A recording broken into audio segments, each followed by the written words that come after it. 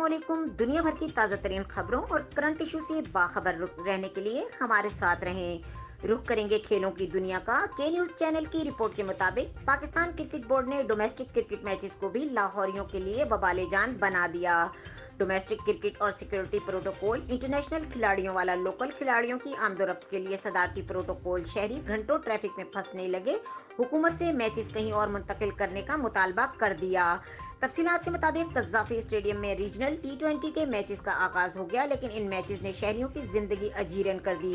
टीमों को होटल से स्टेडियम लाने ले जाने जीरो रोड लगाया जाता है, जिसके लिए आधा घंटा पहले और आधा घंटा बाद ट्रैफिक बंद रखी जाती है। इन टीमों को माल रोड से किनाल और फिर फिरोजपुर रोड से कज़ाफी स्टेडियम पहुंचाया जाता है, जिससे गाड़ियों की मीलों लंबी लाइनें लग जाती हैं। वजीर आला पंजाब अफसरान पर सख्त बरहम। वजह क्या बनी?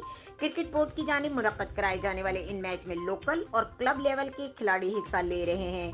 हर टीम में सिर्फ एक आध कौमी टीम का कोई एक आध खिलाड़ी शामिल होता है, लेकिन प्रोटोकॉल का चस्का पीसीबी को ऐसा लगा कि 2 दिन से शहरी ख्वार हो रहे हैं। इस शाही प्रोटोकॉल की वजह से बड़े तो बड़े स्कूल जाने वाले बच्चे भी वक्त पर घरों तक नहीं पहुंच पा रहे।